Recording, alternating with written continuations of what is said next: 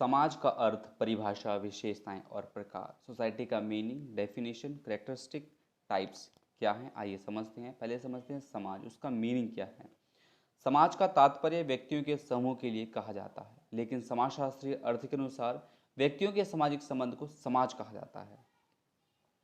समाज, सोसाइटी, एक से अधिक लोगों के समुदाय से मिलकर बने एक बृहद समूह को कहते हैं, जिसमें सभी व्यक्ति मानवीय क्रियाकलाप करते हैं। मानवीय क्रियाकलाप में आचरण, सामाजिक सुरक्षा और निर्वाह आदि की क्रियाएं सम्मिलित होती हैं।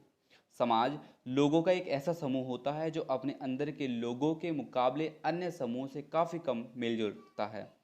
किसी समाज के आने वाले व्यक्ति एक दूसरे के प्रति परस्पर स्नेह तथा सहृदयता का भाव रखते हैं। दुनिया के सभी समाज अपनी एक अलग पहचान बनाते हुए अलग अलग रस्मों रिवाजों का पालन करते हैं। एक छोटा सा बच्चा समाज में ही सब कुछ सीखता है, पलता है और बड़ा होता है। समाज के क्रियाकलापों को सीखता है। मानव एक सामाजिक प्राणी है। समाज के बिना मनुष्य के जीवन का कोई महत्व नहीं है। व्यक्ति जो भी कुछ बनना चाहता है वह समाज के वातावरण में ही बन सकता है। दरअसल समाज एक प्राकृतिक संस्था है जिस पर व्यक्ति का अस्तित्व और विकास निर्भर करता है। यदि यह कहा जाए कि समाज एक मानव जाति की सुरक्षा और विकास का मूल आधार है। कई बार क्या होता है, हम किसी समुदाय के संघ के लिए समाज शब्द का उपयोग करने में कोई संकोच नहीं करते, जैसे कि भारतीय युवा समाज, आर्य समाज, साधु समाज और बहुत से नाम बोल देते हैं। वास्तव में यह सभी समुदाय हैं और इनके साथ समाज शब्द का उपयोग करना गलत है। समाज एक बहुत बड़ा संगठन है जिसमें प्रत्येक समुदाय, संघ और संप्रदाय आते हैं। यहाँ पर विभिन्न विभिन्न जातियों के लोग, विभिन्न विभिन्न धर्म के लोग एक साथ इकट्ठा रहते हैं और अपनी आवश्यक ज़रूरत को पूरा करते हैं। अब मान लीजिए एक अकेला बंदा है और कहीं रहता है, ठीक है, तो वो कहीं समाज नहीं है। मान लीजिए बहुत से लोग एक जगह पर रहते हैं लेकिन वो एक दूसरे से बातचीत नहीं करते, एक दूसरे से लेना देना कुछ नहीं करते, तो वो समाज में नहीं कहलाते हैं। हम एक समाज वो होता है जहाँ पर बहुत से लोग एक दूसरे से अपनी ज़रूरतों को पूरा करते हैं और एक साथ इकट्ठे रहते हैं, उसे हम समाज कह सकते हैं। एक सामाजिक समूह या समाज कह सकते हैं। आइए समझते हैं इसकी परिभाषाएं क्या हैं, डेफिनेशन क्या हैं, किन किन समाजशास्त्रियों ने क्या क्या कहा है। ग्रीक के अनुसार समाज वह वृहत्तम समूह है जिसका कोई भी सदस्य बन सकता है। हाँ, इसमें कोई भी शामिल हो सकता है, इसका कोई भी सदस्य बन सकता है।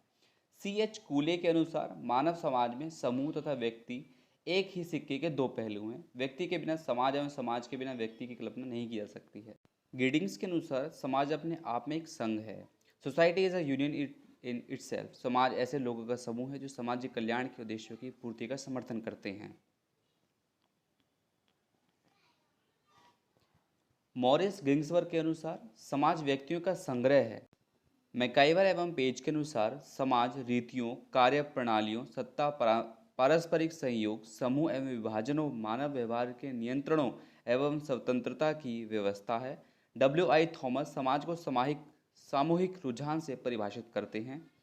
डॉक्टर जेंक्स के अनुसार मनुष्य के मित्रता पूर्ण या कम से कम शांतिपूर्ण संबंधों का नाम समाज है। प्रसिद्ध विद्वान मैकाइवर के अनुसार मनुष्य के आपसी स्वैच्छिक संबंधों का नाम समाज है। प्लेटो के अनुसार समाज व्यक्ति का स्पष्ट रूप है। लिकांक के अनुसार समाज मानव के सभी प्रकार के संबंधों और कई सामूहिक गतिविधियों का आभास करता है। आप देख रहे हैं समाज स्टडी। अगर आप मेरे चैनल पर नए हैं तो अभी सब्सक्राइब कर लीजिए। वीडियो अच्छी लगे तो लाइक करें और अपने दोस्तों को जरूर शेयर करें। समाजशास्त्र से जुड़ी हर जानकारी को आप यहीं पाएंगे। आगे पढ़ते हैं कैरेक्टरिस्टिक्स, समाज की विशेषताएं। लोगों का समूह समाज की मुख्य विशेषता लोगों का समूह है। लोगों के समूह के बिना समाज के अस्तित्व की कल्पना नहीं कर सकते। मनुष्य स्वाभाविक रूप से सामाजिक प्राणी है और समाज में रहना इसके लिए स्वाभाविक है। अगला है पारंपरिक सहयोग। यदि लोगों के समूह में आपसी सहयोग की कमी है तो उस समूह को समाज नहीं कह सकते। यदि लोगों का आपस में कोई संबंध नहीं है और सभी लोग अकेले तौर पर रहते हैं तो भी हम उसे समाज नहीं कह सकते, वो समाज का निर्माण नहीं कर सकते। व्यक्तियों का आपसी सहयोग ही समाज की विशेषता है, समाज को बनाए रखता है। अगला है साझे उद्देश्य। समाज का निर्माण किसी व्यक्ति या वर्ग के विशेष उद्देश्य को पूरा करने के लिए नहीं है, बल्कि मानव जीवन की बुनियादी जरूरतों को पूरा करने के लिए किया जाता है।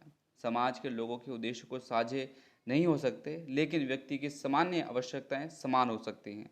उदाहरण के लिए खाने के लिए भोजन, पहनने के लिए कपड़े और रहने के लिए मकान हर व्यक्ति के लिए बुनियादी और महत्वपूर्ण आवश्यकताएं हैं। समाज किसी विशेष के उद्देश्य को पूरा करने की कोशिश नहीं करता, बल्कि पूरे समाज की समस्याओं को हल करने का प्रयास करता है। अगला है भाईचारे की भावना। समुदाय में रहने वाले लोग विभिन्न जातियों या धर्मों के हो सकते हैं, लेकिन उनमें भाईचारे की भावना का होना जरूरी है। यदि किसी व्यक्ति में ऐसी कोई भावना नहीं है तो प्रत्येक व्यक्ति स्वार्थ के लिए सामाजिक हितों को नष्ट कर देगा। वास्तव में प्रत्येक सामाजिक हित ही हर मनुष्य का सच्चा हित होता है, और इसकी प्राप्ति के लिए हर मनुष्य के अंदर भाईचारे की भावना होना बहुत जरूरी है। भाईचारे की भावना से समाज एकजुट रहता है और एक स्थिर स्थिति में अपना विकास करता है।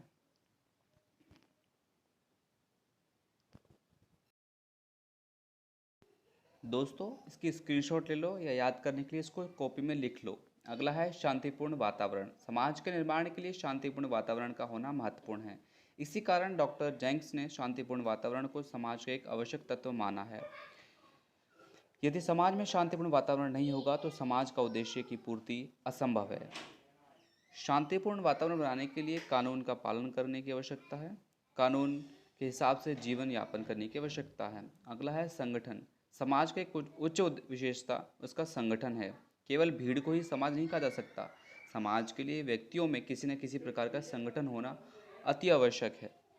एक समूह, एक संगठन का होना अति आवश्यक है। अगला है इच्छुक मेंबरशिप। समाज की एक अन्य विशेषता यह भी है कि यदि इसकी मेंबरशिप इच्छुक है, व्यक्ति किसी भी दबाव के कारण समाज में नहीं रहता है, लेकिन वह अपनी सामाजिक जरूरतों के कारण समाज में रहता है। जब जरूरतें पूरी हो जाती है तब वो निकल सकता है। रीति रिवाज। समाज में रहने वाले लोगों के रीति रिवाज होते हैं जो लोगों में समाज रूप से रहने की भावना पैदा करते हैं। समाज के प्रकार। जनजातीय समाज यह प्रारंभिक समाज है। समाज का विस्तार नातेदारी तक सीमित होता है। श्रम विभाजन नहीं पाया जाता है। जीवन जीने के लिए शिकार एवं खाद्य सामग्री पर निर्भर रहते हैं। जादू एवं तंत्र मंत्र का प्रभाव रहता है। उत्पादन समूह के भीतर या समूहों के बीच वस्तु विनिमय के लिए होता है। कृषक समाज। जैसे जैसे मानव का विकास हुआ उसने एक जगह पर रहना और कृषि करना शुरू कर दिया। उसके बाद आया कृषक समाज। इस समाज का स्थायी निवास होता है, वो एक जगह पर रहने लगे एवं मुख्य कार्य होता था वो कृषि होती थी और कृषि से जुड़े रहते थे। कृषि उत्पादन के लिए मानवीय ऊर्जा के साथ पशु ऊर्जा का भी प्रयोजन करते थे। पशुओं का भी यहाँ पर वो इस्तेमाल करने लगे। खेतों को जोतने के लिए पशुओं का इस्तेमाल करने लगे, पशुओं का दूध पीने लगे। ठीक है। अगला है औद्योगिक समाज। इस समाज में उत्पन्न प्रौद्योगिकी पाई जाती है। इस समाज में निजी संपत्ति का आविर्भाव हुआ। शिक्षा का प्रसार अधिक होता है। मानवीय ऊर्जा के साथ मशीनों का संचालन तेलीय बिजली द्वारा होता है। पूंजीपति उत्पादन मुनाफा के लिए करते हैं। अधिकतर सामाजिक संबंध भावनात्मक ना होकर आवश्यकता जनित होते हैं। श्रम विभाजन स्पष्ट होता है। ये आज का समाज है जब कृषि थोड़ी कम हो गई है, उद्योग ज़्यादा हो गए। अगला है उत्तर औद्योगिक समाज। इस शब्द का प्रयोग सर्वप्रथम डैनियल बेल ने किया था। इस समाज में सेवा क्षेत्र अधिक महत्वपूर्ण हो जाता है। उत्पादन की जगह उपभोग तथा अवकाश का क्षेत्र बढ़ता जाता है। इस समाज में संपत्ति अर्जुन का आधार ज्ञान या प्रौद्योगिक होता है। मशीनीकरण की जगह स्वचालनीकरण की महत्ता बढ़ जाती है। श्रम विभाजन के स्थान पर विशेषीकरण का महत्व अधिक होता है। स्वचालनीकरण का मतलब है स्पेशलाइजेशन, जो उसकी खासियत है। जिस प्रकार मानव समाज होता है उसी तरह पशु समाज भी होता है। इन दोनों में क्या क्या अंतर है आइए समझते हैं। मनुष्य के साथ साथ जीवों पशु पक्षियों में भी समाज पाया जाता है, लेकिन इनमें सामाजिक संबंध अल्पकालीन होते हैं। पशुओं में समाज तो पाया जाता है लेकिन संस्कृति नहीं पाई जाती है। संस्कृति केवल मनुष्य में ही पाई जाती है, पशुओं में नहीं। पशुओं में दोस्तों किसी भी प्रकार की कोई संस्कृति नहीं पाई जाती है। ठीक है। लेकिन मानव में, मनुष्य में ये संस्कृति पाई जाती है, पशुओं में नहीं पाई जाती है। आइए समझते हैं इसमें क्या क्या अंतर हैं। मानव समाज में संस्कृति पाई जाती है, पशु समाज में नहीं। जैसा कि हम पढ़ चुके हैं, मानव समाज में मूल प्रवृत्ति समानता नहीं पाई जाती है, जबकि पशु समाज में क्रियाकलाप अधिकतर मूल्य प्रवृत्तियों पर ही आधारित होते हैं। मानव सीखने की अनंत क्षमता के साथ पैदा होता है, जबकि पशुओं में सीखने की क्षमता बहुत ही कम होती है। समाज में जब छोटा बच्चा पैदा होता है तो वो शुरुआत से कुछ ना कुछ सीखता है और सीखना प्रारंभ कर देता है। लेकिन पशु सीखता ज़रूर है, लेकिन वो अपने सीमित एक रेखा तक ही सीखता है। दूध पीना सीखता है, चलना सीखता है बस। लेकिन मानव बोलना, संस्कृति सब कुछ समाज में सीखता है। मानव बोलकर अपने भावों को भाषा द्वारा प्रकट कर सकता है, जबकि पशु केवल विशेष प्रकार की आवाज़ ही निकाल सकते हैं। मानव जो है, आजकल का मानव तो ऐसा है कि वो किसी की भी आवाज़ निकाल सकता है, चाहे वो जानवर हो, पशु हो, पक्षी हो, कोई अभिनेता हो, किसी की भी आवाज़ वो निकाल सकता है। कुछ लोग जिनके पास खूबियाँ होती हैं, जिसे हम मिमिक्री कहते हैं। लेकिन जानवर केवल अपनी ही भाषा निकाल सकता है, अपनी ही एक अलग प्रकार की भाषा का वो प्रयोग करता है। मानव मस्तिष्क अधिक विकसित होता है, अंदर तर्क वितर्क करने की क्षमता होती है, जबकि पशुओं के मस्तिष्क कम विकसित होने के कारण तर्क वितर्क का अभाव कम पाया जाता है।